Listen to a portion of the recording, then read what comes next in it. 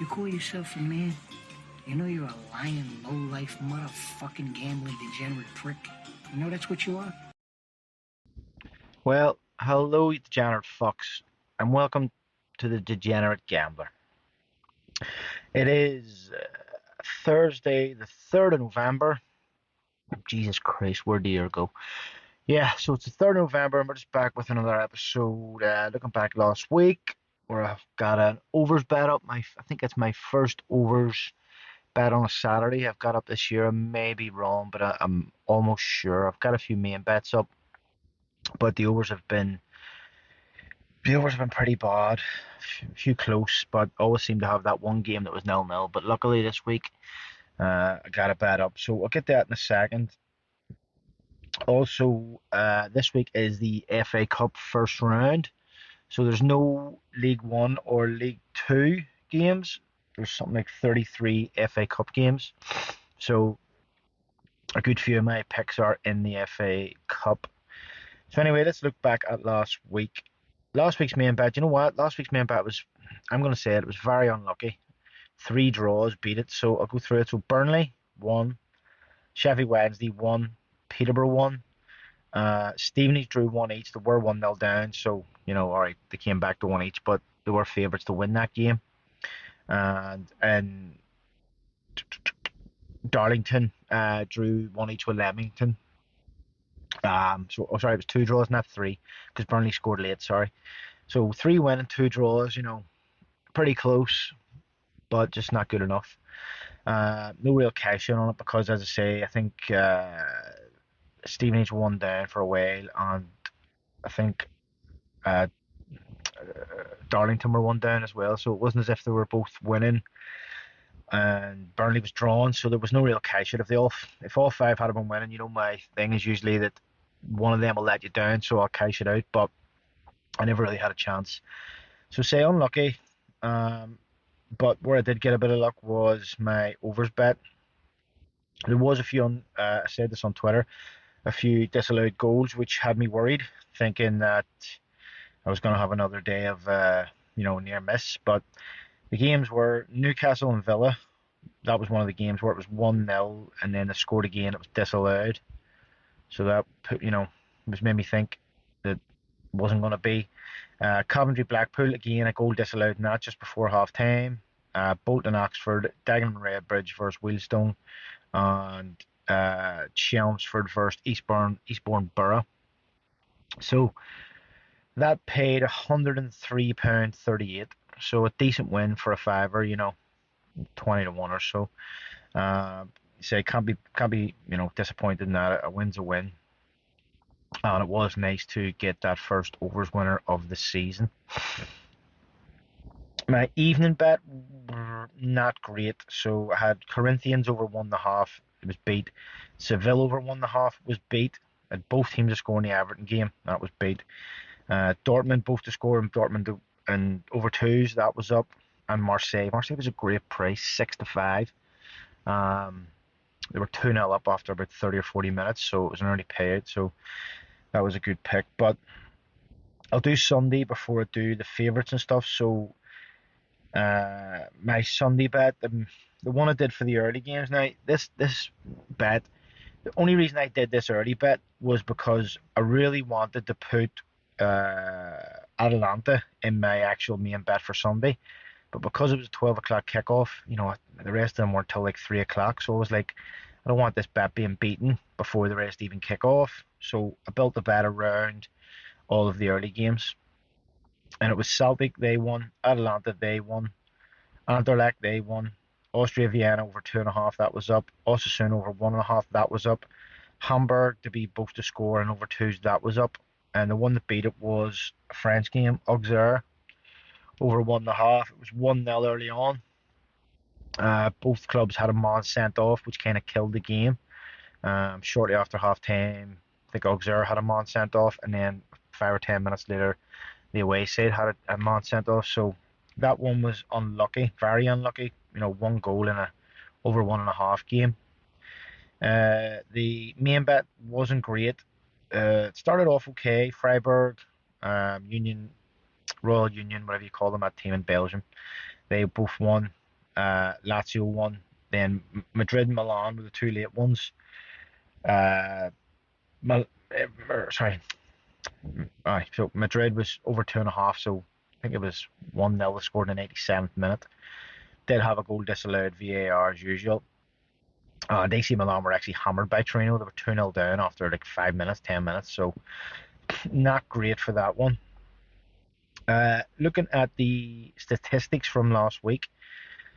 So, in the favourites, let's see, Premier League 10 games, 6 favourites, 2 draws, 2 outsiders.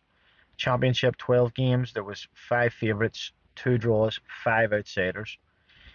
League 1 12 games, 7 favourites, 4 draws, 1 outsider.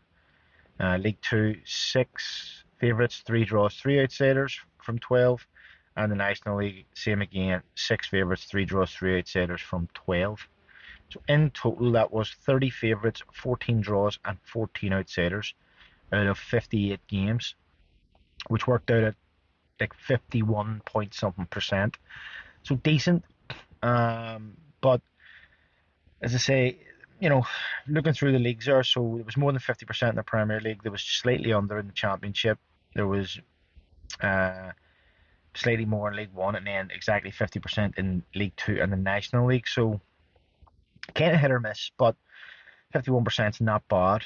Looking at the over statistics, so again, the leagues are Premier League 10 and the rest of the leagues 12 games. So it was 5-5 in the Premier League, 5-7 in the Championship, 6-6 in League One, 5-7 in League Two, and 5-7 in the National League, which was a total of 26 games over 2.5 and 32 not. Now, looking at that worked out at 44%, which is quite low. So I'm pleasantly surprised that I was able to get a bet up with the numbers being that low. I mean, we know League Two isn't great, only 5, under 50% there. The National League's usually decent for goals, but there was only 5 there. But the Premier League was 50%, League One was 50%. League One's probably the best league. I don't know if it's the best league in Europe. I'll have to double check the stats on that, but there seems to always be decent goals. If I look back, last week wasn't great in League One. Well, the last couple of weeks haven't been great. Sorry, hang on. The week before was 7 out of 12. The week before that was 5. So it seems to be around. There was 9 there a few weeks ago, so it could be maybe hit or miss as well, but it's probably the best performing league out of them all, where it's around that 50% or a bit more every week of over 2.5s. So that's last week. As I say, happy, got a bet up, not going to complain. Moving on to this week. So as I say, I've got, I think 4 of these are FA Cup from a main bet. I haven't done the decimals on these because I've been quite busy. So I'll run through the games and the form and whatnot with them all now. So first game is Blackburn. Blackburn are at home. 1 second. Blackburn are at home to Huddersfield. I'll run through it all first, then I'll come back and do the form. So first team, say Blackburn. Blackburn are at home to Huddersfield. They're 3-4. Next team, Bristol Rovers at home to Rochdale. This is in the FA Cup. They're 7-10. Plymouth away to Grimsby are even money. Peterborough at home to Salford. They're 4-7.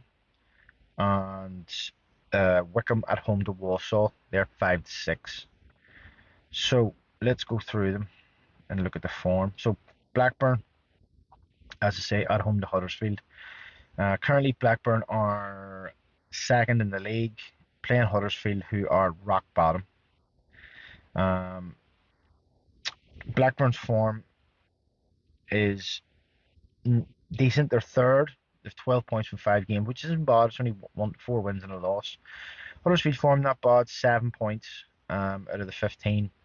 Home form, Blackburn, best home form, joint best home form along with Millwall in the Championship. Huddersfield's away form, rock bottom, 2 points away from home all season. looking at the last 5, Blackburn have 4 wins and a defeat. They lost their last game on Tuesday night against Coventry away. Huddersfield have they've won their last game against Millwall, but they've 2 wins, 2 defeats, and a draw in the last 5. Blackburn have won 5 in a row at home. Huddersfield are winless in the last 5, only 2 draws and 3 defeats in the last 5. So 3 to 4 there to me is a good price. Next night, so obviously I'm going to go into these FA Cup ones. You could say form doesn't mean anything because, none of these teams I don't think play in the same league.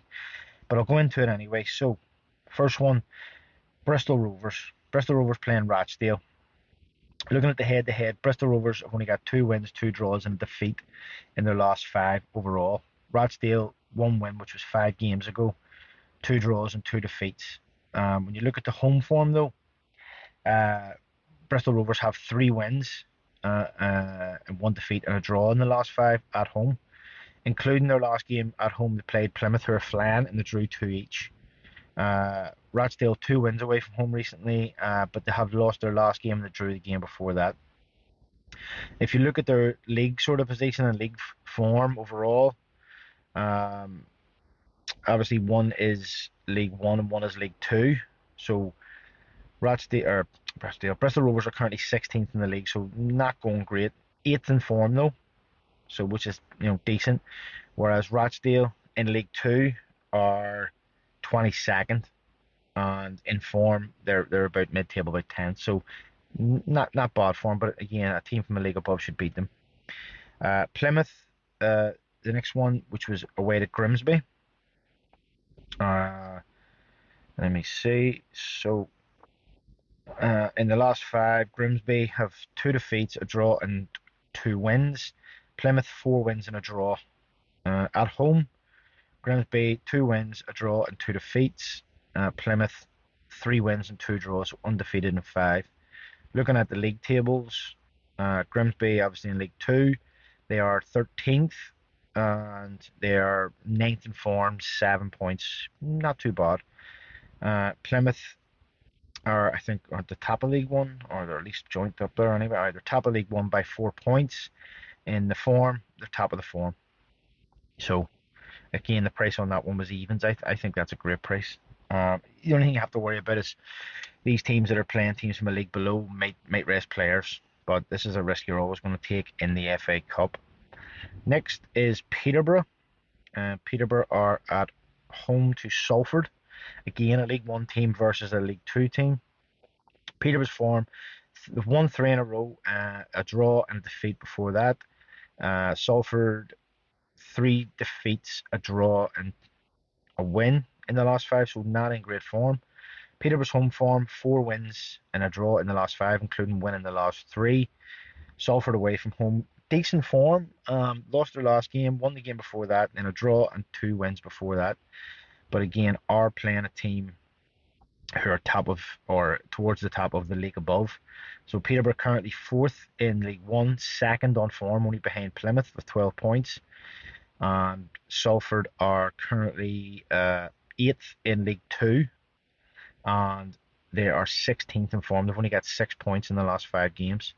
So again, price on that one's 4 to 7, quite short, but Peterborough's home form is good, and that's the sort of thinking behind that. Lastly, for that bet is Wycombe. Again, League 1 versus League 2. Looking at the form, Wycombe have drew their last 2 games, a defeat and a win before that, and another draw before that was in the Cup. Walsall have won their last 2, a draw and 2 defeats before that. When you look at home form, Wycombe have drew their last 2 again, and a defeat and a draw and a win before that. Walsall away, no wins in 5, 2 draws, 3 defeats. Looking at their standing in the table, Wycombe, they're 12th currently, and 9th in form. Had a slight uptick in form there. Walsall in League 2 are 12th and a decent form. They've got 10 points.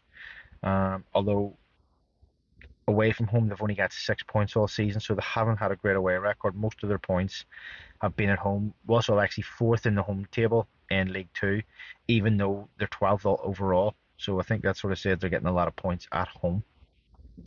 Overall, I think that bet it's about 18 to 1. So it's pretty high price, but I'm happy enough with that. As I say, it's FA Cup. There'll be risks there. There'll be games where people raise players and whatever, but you know, you gotta pick something. So the overs bet uh, is Watford versus Coventry, Scarborough versus Leamington, Slough versus St Albans, Dartford versus Braintree, Chesterfield versus Northampton. So that is basically one in the Championship, and the other four are either in the National League North or National League South. I wasn't keen on a lot of the FA Cup games over. I thought they were very hard to predict for goals. No, my luck, all 33 will be over. But anyway, that's the bet. That one pays about, I think that one was about 20 to 1. Um, oh, I didn't call the prices out. So Watford Coventry was evens, Scarborough Leamington evens, Slough St Albans 9 to 10, Dartford Braintree 13 to 20, Chesterfield Northampton 4 to 5. Um, so that's the two bets. Next midweek, so there is a decent bet on next midweek, and obviously we're getting to the point here where it's what 2 weeks away, 3 weeks away from it wrapping up for the World Cup. So midweek we have Tuesday 8 Championship, 2 League or 8 League Two, 9 National League, 11 National League North, and 10 National League South. There's a EFL Cup 7 games. There's German Bundesliga 4, Serie A 3, Northern Ireland Premier League 6, SPL 2, and La Liga 3. So that's a big night of football. You probably get two bets out of that. On Wednesday, there's one League One game, 3 National League, 8 EFL Cup, 5 Bundesliga, 5 Serie A. There's Eredivisie, the Dutch Premier League 1, SPL 4, and La Liga 4. So you probably get another, but well, at least one bet there. Thursday's never a great night unless it's Euro or Europa League. There's one EFL Cup game, 3 La Liga, 2 Serie A. So, don't know whether to do a bet that night or not. But just while I'm on the World Cup, I'll talk a bit more about this